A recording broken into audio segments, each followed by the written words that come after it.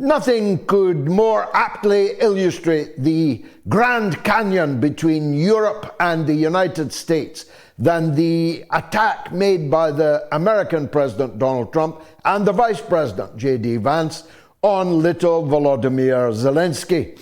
According to President Trump, the leader of the NATO military alliance and the leader of the country that has shouldered the vast majority of the financial burden in supporting the Zelensky regime, and the leader of the country that would be expected to shoulder the burden of any NATO all-out war against Russia, he calls Zelensky a dictator, a moderately successful comedian, which admittedly is overstating it a bit. This is a man that can play the piano with his penis, after all. Not Trump, but Zelensky. I've heard that Trump couldn't, but let's not go there. He called Zelensky a thief. He said that he'd robbed hundreds of billions of dollars from the American taxpayer. He's going to be dodged. And I've come up with my own idea for a dodge in the United Kingdom, which we very badly need. Thanks, Mr. Musk, for the model that you have provided, although ours will be called DOSH, Department of State Honesty. But going back to the main subject, a dictator, a thief, a man who apparently tricked the United States into a war which need never have been fought and which Zelensky nor Europe is able to end. Only the man you've been bad-mouthing over the last couple of days, Donald Trump, can end this war. J.D. Vance went further in remarks reported in the British mass-selling Daily Mail. He says that Zelensky will regret bad-mouthing Donald Trump and denounces his atrocious response to the prospect of peace talks. I predicted to you long ago, but let me do so again. I know schadenfreude is something our mothers would have told us to avoid. Taking pleasure in the misfortune of others is never a good look, but let me predict all over again. Zelensky will soon be in that alleyway, filled with used prophylactics and redundant US-backed dictators. It's an ugly alleyway, no matter how much money you have been able to steal. That's if Zelensky manages to get out in time. If I were him, I would read the writing on the wall. Hello, darkness, my old friend, it says. You are doomed, Zelensky. However, that's not how it looks in the European Union.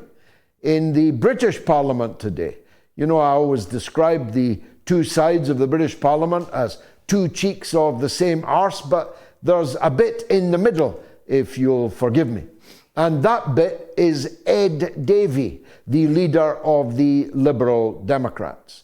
The two cheeks, Badenoch, Starmer, and the bit in the middle, Ed Davey, are all still gung-ho for Volodymyr Zelensky and are still denouncing President Donald Trump. It's going to be an interesting meeting. I'd like to be a fly on the wall when Sir Keir Starmer turns up at the White House, hoping that the security staff will recognize who he is. I'd love to be a fly on the wall in that meeting, because Great Britain has turned into the most visceral, snarling, ugly poodle that it is possible to imagine. It has turned against its master. It's seeking to bite the ankles of the man who feeds it. And it is distinctly obvious that the attempt to declare war on Vladimir Putin and Donald Trump at the same time is entirely doomed. Let's take the issue of the British 10,000, the gallant, that are going to be asked to ride on and on into the valley of death, just like the Scots Guards at the Battle of Balaclava in the charge of the Light Brigade. They were all doomed. They were all slaughtered. And so will the 10,000 that Keir Starmer intends to send to Ukraine. And if I were not a patriot, I would welcome it. If I did not care about the lives of our soldiers, I would welcome it. But as I am and I do, I cannot welcome it. Therefore, I declare war upon it. I declare war upon the idea that of all the countries in Europe and all the countries in North America, the only patsy that will go on reinforcing the failure of the Zelensky presidency will be my own country. I cannot accept the blood of my own armed forces being shed for that little sniveling, coke-sniffing thief that is Volodymyr Zelensky. I will not accept it, and even more because the leading general in the British Army this day said that the only way that we can intervene in the war in Ukraine will be to immediately reintroduce conscription into the British armed forces.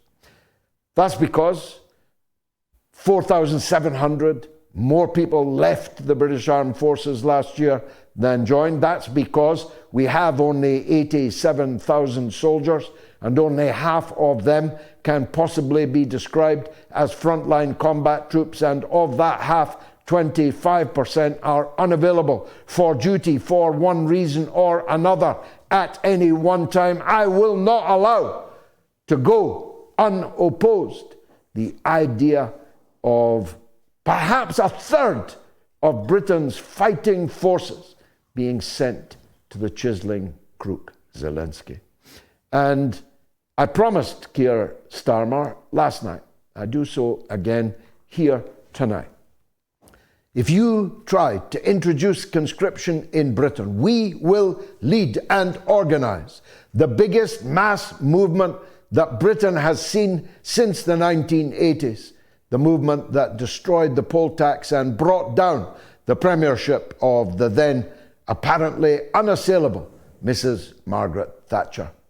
The day that the first flag-draped coffins of British boys coming home from a new Crimean war will be the day that your political career is ended forever, Keir Starmer. Heed me on this. Don't do it. Mind you, after the heavyweight champion of world diplomacy, Sergei Lavrov, said this week that no NATO forces, however badged, however flagged, whether EU flagged or national flagged, no NATO forces will be allowed to enter Ukrainian territory. If they do, they will be immediately attacked with extreme prejudice. You might have thought that that would have stopped Keir Starmer in his tracks. But no, today he said, we're going to fly RAF Typhoon aircraft from Polish bases to patrol Ukraine's airways. Well, if that happens, the Typhoons will be shot from the skies. The Polish bases that they're taking off from will be Oroshenked. They will be struck with devastating force, and there will be no Article 5 protection, no NATO solidarity involved. Just in case any of you out there are misreading Donald Trump's signals and think that Article 5 of the NATO treaty even exists anymore, it will not exist for sure in an unauthorized, unilateral British attempt to join the war on the side of Zelensky. So don't do it. I warn you, Premier Keir Starmer, it will be the death of you before we'll allow the death. Zelensky's Ukraine is not worth the bones of a single British grenadier, and we will oppose you until our last breath. But back to the big picture. The extraordinary meeting in Riyadh in Saudi Arabia this week between Sergei Lavrov and Marco Rubio, it is now clear, set a course for the ending of this war. And as Rubio said, the end of sanctions against Russia. Of course, I'm not expecting those sanctions against Russia to end in the United Kingdom. Well, we've been hating on Russia since the middle of the 19th century. We ain't going to stop now. So no British company can dream of doing business in the booming Russian market. Forget it. The French and the Italians are already on their way in. The Americans will be on their way in. You turn if you want to, says Donald Trump. But if you don't, we will take the deals. And that's what's going to happen when the sanctions end, as they must end, according to the American Secretary of State, Marco Rubio, with the end of the war. So you'll be able to get RT in America, but you probably won't be able to get it in the United Kingdom. The truth is that the plan of the Russian and American spokespeople is still some way from a conclusion. But the rough outline of it looks like this. There will have to be presidential elections in Ukraine after a ceasefire, with all forces remaining in place at the point they have reached by the declaration of the ceasefire. The next step will be a presidential election in Ukraine. Russia's position is that it will not negotiate with Zelensky, and Zelensky has already declared he will not negotiate with Russia. In fact, he passed a law to make it illegal for him to negotiate with Russia. In any case, his presidential term has now long elapsed. He is an illegitimate president, or as Donald Trump called him today, he is a dictator who has banned the opposition parties, who has exiled or imprisoned opposition politicians, who has placed his main rival under house arrest in Kiev in preparation for charges against him of corruption. And the idea that Zelensky, as a dictator, unelected, with 4% approval rating in the country, according to Donald Trump, can win a presidential election is, of course, entirely fanciful. So Russia will sit down under the shadow of the demise, political demise, one hopes, of Zelensky, and will seek to find light in negotiations with a new president of Ukraine. All territories liberated by the Russian army will remain Russia. All territories which are Russian-speaking territories, which are ethnically Russian territories, will be a part of Novorossiya. And I do hope and I do believe that that will include the Russian jewel in the crown, the great city of Odessa, of which I have such fond memories from my personal experience in former times. And then government will emerge in Kiev, which is demilitarized, which is declared officially neutral, which can join no alliances or pacts, and which will establish effective neutrality, hopefully friendship, with all of its neighbors. Could be a profitable little number, that, you know, to be the bridge between the East and the West, to be the bridge in trade and commercial terms between Russia and the others. If a wise government comes to power in Ukraine, I hope that it will recognize that. But that will be the end of the war, and it will be the end of the sanctions, whatever Keir Starmer and the civil servants in Whitehall pretend to believe at this moment.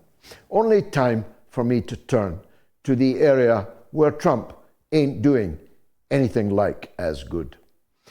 We have a situation now where an American brokered ceasefire in the Lebanon has been broken more than 1,500 times by Israel, with the wholesale slaughter of hundreds of civilians, most of them women and children, as usual, and where the withdrawal of Israeli forces from Lebanon is declared in the Western media to have been completed, but in fact, the Israelis have left 5 armed fortresses inside Lebanon, posing a major dilemma to the pro-American, indeed American hand-picked president of Lebanon. Is he really going to allow Israel to occupy 5 fortresses inside Lebanon? Well, if he does, the Lebanese resistance will have to remove them themselves, and on past form, they'll probably do that in pretty short order. But what will the result of that be? Will it be a resumption of Israel's war against Lebanon? And if so, what will Donald Trump do about that? What will Donald Trump do about the decision by the Israeli government to seize the churches and property of the Armenian Christian community in Holy Jerusalem, in the very place where Jesus was crucified? What will Donald Trump's evangelical base say about this seizure by something calling itself the Jewish state, seizing ancient Christian property in the Armenian Quarter, known throughout the whole world and for millennia as the Christian Quarter of Jerusalem?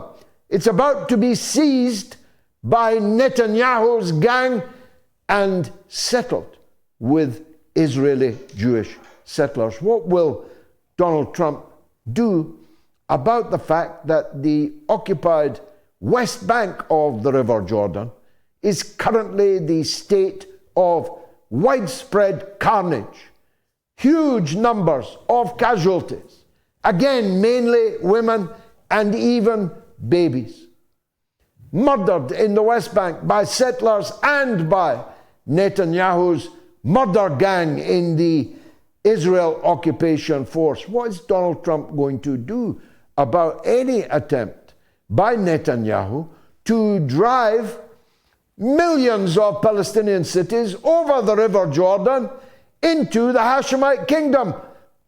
Is he going to allow that to happen using American weapons and American money? And how is he going to explain that to the blinking, plainly terrified Hashemite king who sat with him in the Oval Office just the other day? And finally, what is Donald Trump going to do about Gaza? He has not actually repeated, at least in the last 72 hours, the cockamie idea that he is now the owner of Gaza. You'll recall he said he was going to buy it. Buy it from whom, I asked.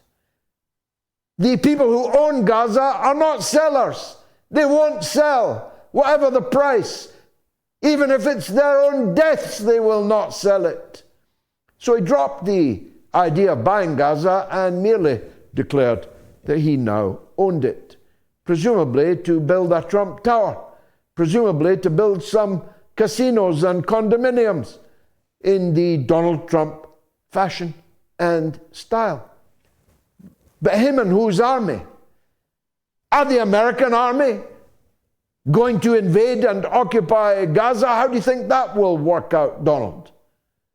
And when the first American casualties are arriving back with all state honors, having died in the building of a new Trump Tower hotel, how do you think that's going to look to your electoral base?